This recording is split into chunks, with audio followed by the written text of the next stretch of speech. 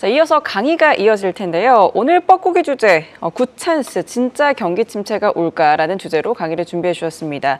하반기 가장 물음표가 뜨는 주제인 것 같습니다. 좀 악재와 호재가 뒤섞여 있고 또 시장을 해석하는 다양한 전망들이 나오고 있는 가운데 경기 침체에 대한 우려는 지속적으로 고개를 드는 것 같은데요. 좀 어떤 내용이 담겨 있을지 바로 들어보도록 하겠습니다. 네, 이 대목이 오늘 국고초에서도 가장 중요한 게 아니냐. 왜냐, 투자를 하실 때 우리가 지난 반년 동안 주식을 지난 1월부터 또는 지난 12월, 작년 12월에는 뭐 채권 시장 변화가 먼저 나타나면서 시장이 바닥을 만들 것이다. 그다음에 지난 1월에는 반도체가 바닥을 만들고 그리고 증시 바닥이다. 뭐 지난 5월에는 우리는 셀인 메이가 바인 메이를 외쳐드렸고, 그래서 이렇게 쭉 오고 있는데 이거 굉장히 좀 중요한 내용이고요. 여러분들이 투자하는 데 있어서 흔들리지 않는, 소위 무슨 뭐 광고 같기나 흔들리지 않은 편안함을 느끼시면서 투자를 하시려면 아무튼 이 어떤 시황에 대한 어떤 분명한 색깔을 또는 전망을 여러분들 가지고 가셔야 된다고 생각이 듭니다. 오늘 뻐꾸기 주식은 굿찬스로 이제 삼아봤습니다. 아, 이거 진짜 경기 침체가 올까? 저는 이제 거꾸로 결국 지금이 또 다른 기회다라는 의견을 좀 드리고 싶고요. 경기 침체 얘기는 사실 올 초에도 그런 얘기 들었어요. 오더라도 아주 얕은 수준의 짧은 또는 이미 왔다 갔을 수도 있다라는 의견을 드렸는데, 저는 거기에 이제 무게를 좀 두는 사람이고요.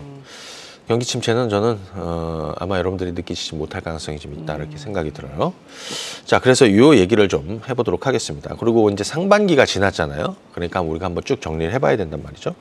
자, 보시게 되면 이번에 뱅크 오브 아메리카에서 상반기를 한번 좀 정리해 본 거예요. 뭐냐, 여기 토탈 리턴이라고 해서 총 수익률을 자산별로 짜집기, 퀼트를 했다라는 건데요. 그러니까 여기에는 이거 제가 여러분들한테 몇 번 보여드렸습니다. 여기는 뭐 주식도 있고 S&P 500도 있고 뭐 이머징 주식도 있고 원자재도 있고 현금도 있고 리츠도 있고 막 이렇게 했는데, 올해 2023년에 한번 보시게 되면 사실은 지금 S&P 500이 1위로 올라 있습니다. 그러니까 가장 높은 곳에 있다는 거는 수익률이 가장 좋다는 거예요. 지금 보시게 되면 대략 한 14% 정도 이렇게 좀 나오고 있는데, 여기는 이제 YTD입니다. YT는 YOY하고는 달라요. 이거 뭐냐면 그냥 올해 1월 달부터 따졌다는 거예요. 작년부터 저점부터 따지면 더 올라왔겠지만. 자, 그래서 보시게 되면 S&P 500이 여전히 올해 2023년에서는, 그러니까 주식을 하고 S&P 500 주식을 했으면 이제 수익을 나눈다 그 얘기고요. 이 가장 꼴등은 어디에 있냐면 우리 우크라이나 전쟁 나고 인플레이션 전쟁할 때 이 원자재가 1등이었거든요. 지금은 원자재가 꼴등입니다, 여전히. 그러니까 주식을 해야 된다는 얘기를 하고 있는 거고, 잘 보시게 되면 S&P 500, 그 다음에 MSCI EAFE는 그러니까 유럽하고 호주, 그 다음에 파이스트라고 해서 우리 극동, 홍콩, 한국, 일본 뭐 이런 거, 그 다음에 이쪽인데요. 저는 이제 여기서 이걸 한번 잘 보세요. 2023년이거든요. 2023년에도 S&P 500이 1등으로 올라섭니다. 그리고 3년이 올랐거든요. 저는 약간 여기랑 좀 비교를 하는 거예요. 지금 보시게 되면 S&P 500 월봉 차트 보시면 2013년이 여기입니다. 2013년부터도 뭐 사실 랠리가 계속 이었죠. 이때 양적완 QE3가 있었고 QE가 있었고, 그 이후에 뭐 사실은 이제 경기에 대한 어떤 회복 기대감 뭐 이런 것들이 이제 주가를 끌어올렸는데, 사실 그때부터 랠리가 굉장히 좀 이어졌거든요. 그래서 저는 23년에 지금 여러분들이 하고 있는 이 주식 시장의 어떤 뭐 상반기를 정리해 보니까 역시 주식 쪽이 수익률이 가장 높다 이렇게 보시면 되겠고, 그다음에 이번 주에 주중에 22 포럼이 있었습니다. 여기 보시게 되면 22 라가르드, 그다음에 파월, 일본의 우에다, 그다음에 이거는 영국의 베일리 총재가 이렇게 있는데요. ECB하고 페드는, 그러니까 여기서 약간 매파적인 발언이 있었어요. 뭐 연준이 금리를 2번 인상을 할 것이다, 이런 내용이 있었는데, 여기서 이제 또 다른 주목되는 내용은 이런 내용이 있었습니다. 그러니까 금리 피크, 금리 정점에 도착하고 있다는, 또는 최종 금리의 기간에 대해서 언급하는 쪽으로 이렇게 좀 가야 된다라는 걸 좀 얘기하고 있어요. 파월과 라가르드는. 물론 일본 우에다나 이쪽은 좀 뭐 사실 좀 볼 거는 없고 뭐 이런 상황인데, 이제 상당히 매파적이었죠. 그런데 실제로 시장은 좀 어떻게 바라보고 있느냐, 요거를 좀 비교해 볼 필요가 있어요.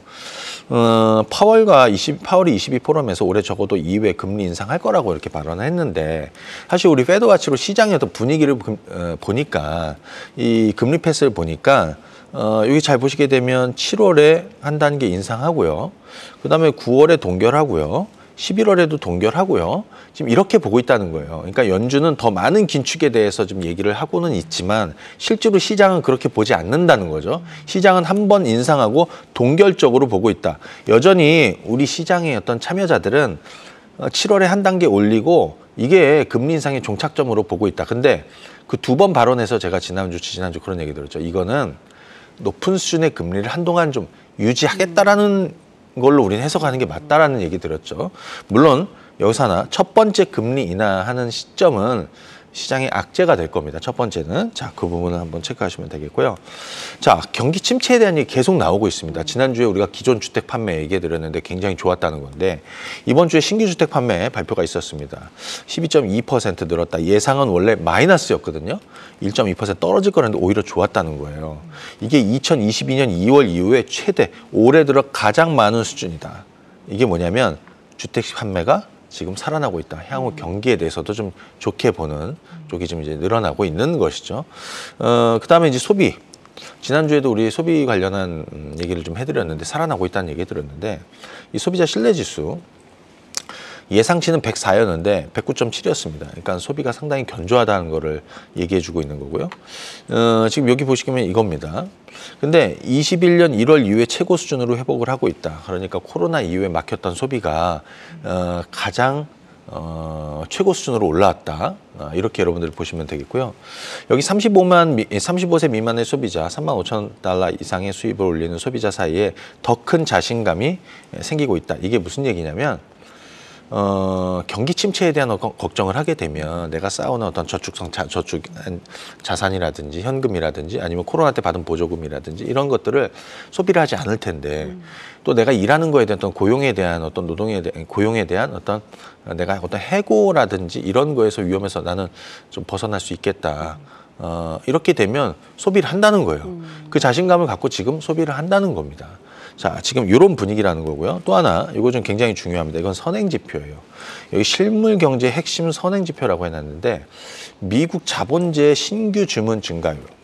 자본재 신규 주문이 늘어나고 있다. 여기서 자본재는 우리 물건 만들잖아요. 제품 만들고 물건 만들 때 거기에 사용되는 기계라든지 설비라든지, 그러니까 공장을 돌린다는 얘기예요. 자본재. 그 주문.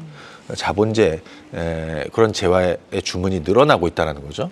반대로 여기 이제 내구재라는 것도 있는데, 내구재는 뭐냐면 소위 이제 뭐 냉장고라든지 TV라든지 뭐 이런 가구라든지, 그러니까 몇 년 동안 사용하는 이런 것인데, 여기 보시게 되면 신규 주문이 반등하고 있다.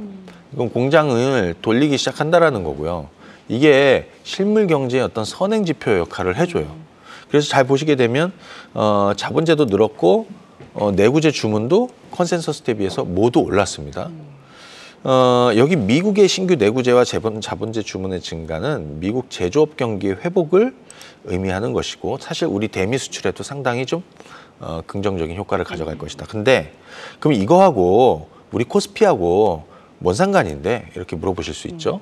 자, 여기 보게 되면 신규 그 주문, 그러니까 여기서는 넌 디펜스라는 거는 이제 방위 산업이나 이런 거 제외하고, 에어크래프트 항공 쪽 제외하고, 그 다음에 자본재 주문이 신규로 이렇게 늘고 있다는 거예요.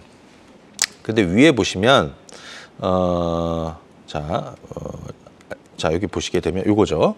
근데 요 아래쪽에는 이제 코스피입니다. 그래서 코스피하고 두 개를 비교해 본 거예요. 근데 이 자본재 주문이 이렇게 급락을 했고, 살아날 때 시장은 살아났고, 이렇게 급락했다가 다시 시장은 살아났고, 이렇게 급락했다가 시장도 저점을 만들고 살아나고 있는 거여서 지금 시장은 이 분위기대로 돌릴 것이다라는 거죠. 그러니까 앞으로 시장은 좀 좋아질 거라는 겁니다. 자, 3분기 경제 전망. 그러니까 상반기 끝났으니까요. 블룸버그에서 71명의 경제학자를 대상으로 해서, 야, 3분기 경기가 어떻게 될 것 같아? 이렇게 서베이를 했는데, 여기 보시게 되면 경기는 연착륙 중이다. 3분기 경기 침체 없다. 그렇게 나오고 있죠.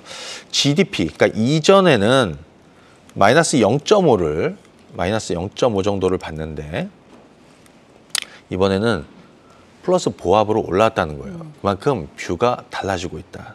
그죠? 그다음에 개인들의 어떤 소비자의 어떤 소비라든지 아니면 개인 투자라든지 이런 것도 모두 다 회복을 되고 있습니다. 4분기는 볼 거 없습니다. 요거는 왜? 아마 그때 되면 또 바뀔 거니까요. 자, 그래서 요거를 가지고 보니까 이런 내용이에요. 2021년 이후에 가장 긍정적인 경제 데이터가 나오고 있다. 그래서 서프라이즈라는 거고요. 그래서 리세션, 경기 침체가 없다는 거예요. 그래서 여기 잘 보시게 되면 이게 블룸버그 미국 경제의 서프라이즈 인덱스인데 잘 보시게 되면 지금 최근에 이런 식으로 올라가고 있습니다. 그렇죠? 그래서 야, 경기 침체에 대해서 경기 침체가 이건 약간 이런 건 있죠. 그러니까 학자들이 볼 때는 장단기 금리 차를 가지고 경기 침체가 올 것이다 이렇게 얘기하지만 실질적으로 우리가 보고 있는 관련한 지표들을 그동안에 쭉 봤을 때는 경기 침체 징후가 보이지 않는다라는 얘기를 좀 드리고 싶은 거예요. 자, 요분 여러분들 기억하실지 모르겠습니다. 연준의 그 브레이드너 전 연준 부의장인데 이분이 어디로 갔죠? 바이든의 국가경제위원회 위원장으로 갔습니다. 요분이 한 말이 있는데 이거 좀 재밌어요. 2024년 11월에는 인플레이션, 미국의 인플레이션 2%에 도달할 거라고 잠재적으로 그렇게 보인다는 거예요. 그러니까 올해는 우리도 제가 전망해 드릴 때 아마 2%대 보기는 좀 쉽진 않을 것 같다. 물론 당장 다음 달에 우리 3%대 보겠지만 근데 재미난 거는 2024년 11월은 미국에 큰 행사가 있습니다. 대통령 선거가 있습니다.